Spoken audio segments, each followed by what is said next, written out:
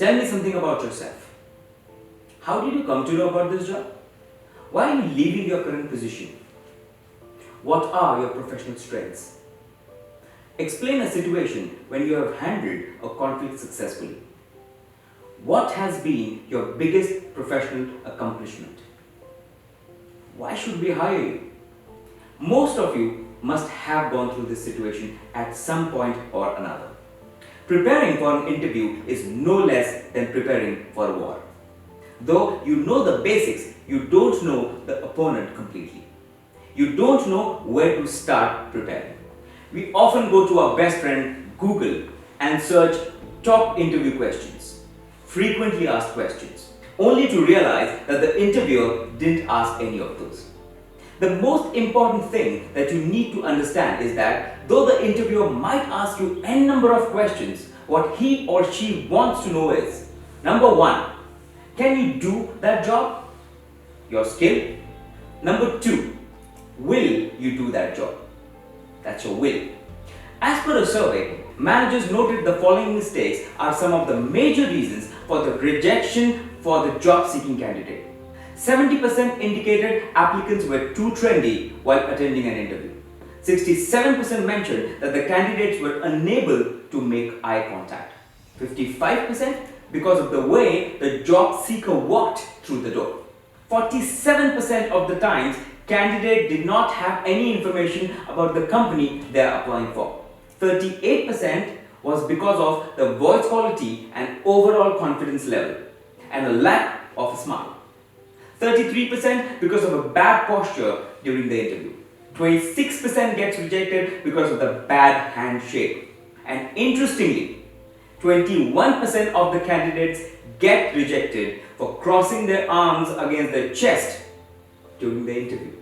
Since the first thing the interviewer notices is your appearance, let's discuss your attire. Number one, clothes. Always wear business formals for an interview. If the climatic conditions favor you, you can also try a suit. Make sure it's your size and not a size smaller or bigger. Choose colors that enhance your looks and avoid experimenting, please. Number two, hair and makeup. Hair should be neatly combed. If men sport a beard, it should be trimmed and in shape. Women should avoid heavy makeup and look natural. Number three, women should avoid any kind of heavy jewelry that is hanging and is too big. Men don't wear any unless it's just one finger ring. Men should make sure your leather accessories match. That is your belt, your watch strap and your shoes. Your socks should always match your trousers. Number four, perfume. Perfume should be mild to moderate. Avoid strong perfumes. The second thing the interviewer notices is your body language. According to studies, in a face-to-face conversation, your body language matters much more than your words and tone. 55% of the conversation happens through your body language. Number one, right posture. People often tend to slouch or bend or cross their arms or cross their legs. The best way to sit is to be relaxed and upright. And most importantly, breathe normally. Number two, consistency in posture. Maintain the posture with minimal movement. Don't jiggle around the chair or make an unnecessary movement. Number three, hand gestures. Avoid unnecessary or rapid hand movements.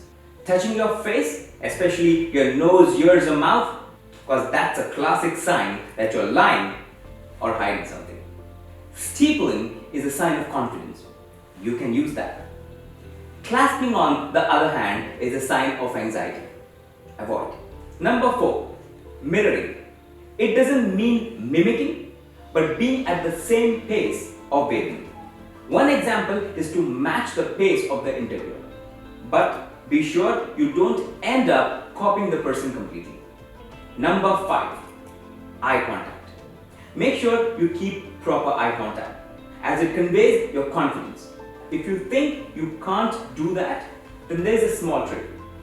Look at their eyebrows. Cracking an interview is much more than just being good at academics. The best is yet to come. But more on cracking the interview in my next video. Till then, you tried your way, now try mine.